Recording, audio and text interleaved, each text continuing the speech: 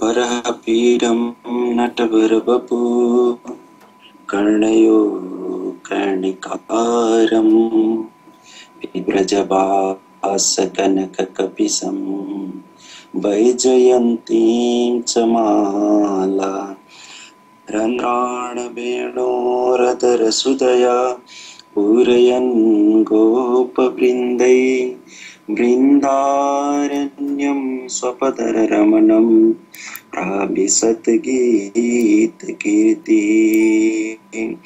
हर्ष तुम्हारा मेरा दिल है, तुम्हारी करो आराम, सेज बिछाओ रुझ रुझ के, धनिये तुम्हारा विश्राम, राज्य तुम्हारा विश्राम। बोलो श्री कृष्ण कन्हैया लाल की जय, भक्त भगवान की जय। यस संध्याकालीन न्यूज डायरी स्काइप जोइन सत्संग समारोहमा उपस्थित हुनुहुने सद्धर्म प्रेमी सम्पूर्ण मेरा आत्मीय मित्रहरू साथै न्यूज डायरी परिवारलाई मेरो हृदयदेखि नै धन्यवाद दिँदै हजुरहरूले यो हजुरहरूको अमूल्य समयलाई मलाई एक दुई शब्दहरू हजुरहरूको समक्ष धार्मिक सत्संगको माध्यमबाट धार्मिक कुराहरू मैले जानेका कुराहरूलाई राख्न दिनुभएकोमा हजुरहरूलाई पनि कोटि कोटि प्रेम प्रणाम अभिवादन गर्दै हामी मानव जन्म सर्वप्रथम त म बार हजुरहरू समक्षमा राख्दै आएको छौं कि मानव जन्म अमूल्य जन्म।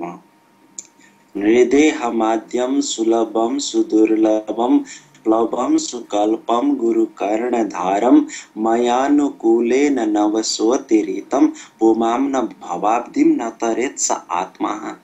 यो मानव जीवन शास्त्रले भन्छ यो मानव जीवनलाई पाउनको लागि अत्यन्तै गाह्रो छ।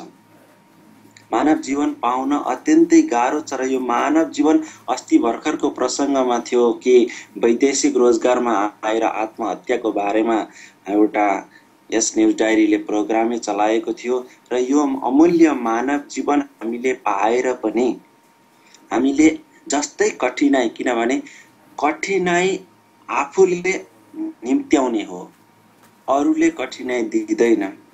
जबसम्म तपाईले कसैसँग रेस्पेक्ट चाहनुहुन्छ भने तपाईले उसलाई रेस्पेक्ट गर्नुहोस्, तपाईले उसलाई मान्नुहोस्, तपाईले उसलाई आदर गर्नुहोस् त तपाईलाई अटोमेटिकली तरिकाले उनीहरूले आदर गर्नेछन्, सम्मान दिनेछन्।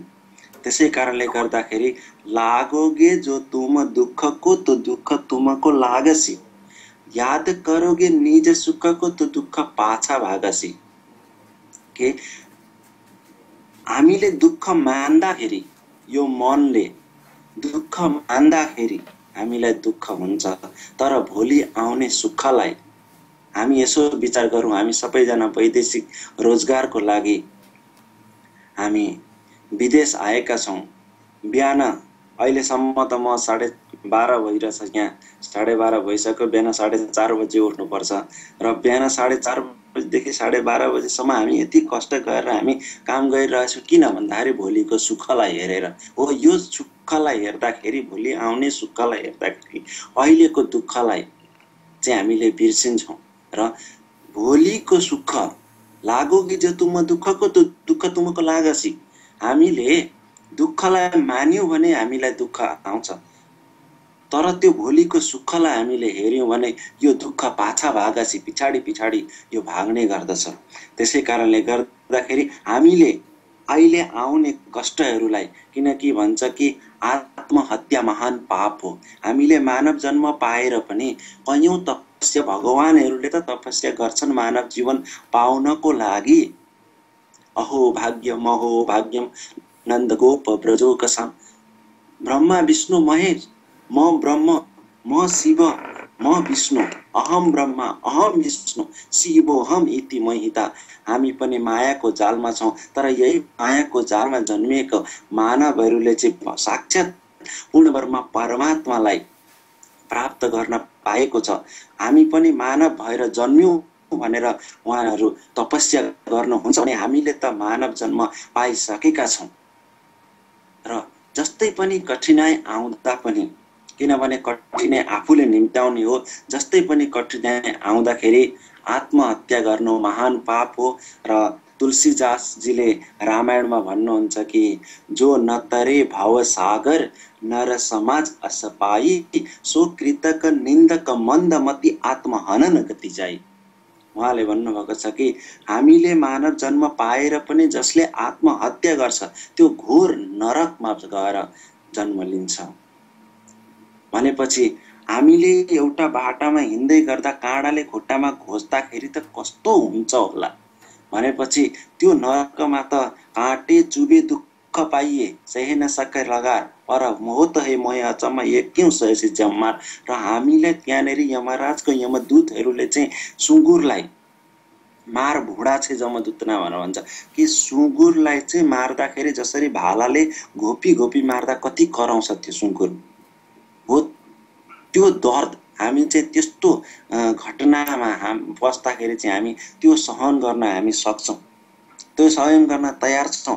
तर एउटा खुट्टामा बिजेको काँडालाई सहन गर्न हामी तयार छैनौं। किन भन्दाखेरि हामीले मानव जन्मको बहुमूल्यतालाई हामीले जान्न सकेको छैन।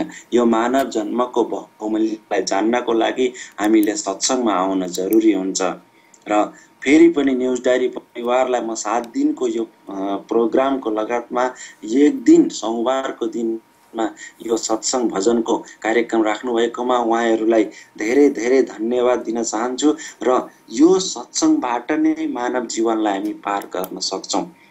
यो संसार बनिनु भन्दा अगाडि यहाँ केही पनि थिएन। धर्मशास्त्रले भन्छ कि यहाँ केही पनि थिएन, न परमाणु थियो न अणु थियो।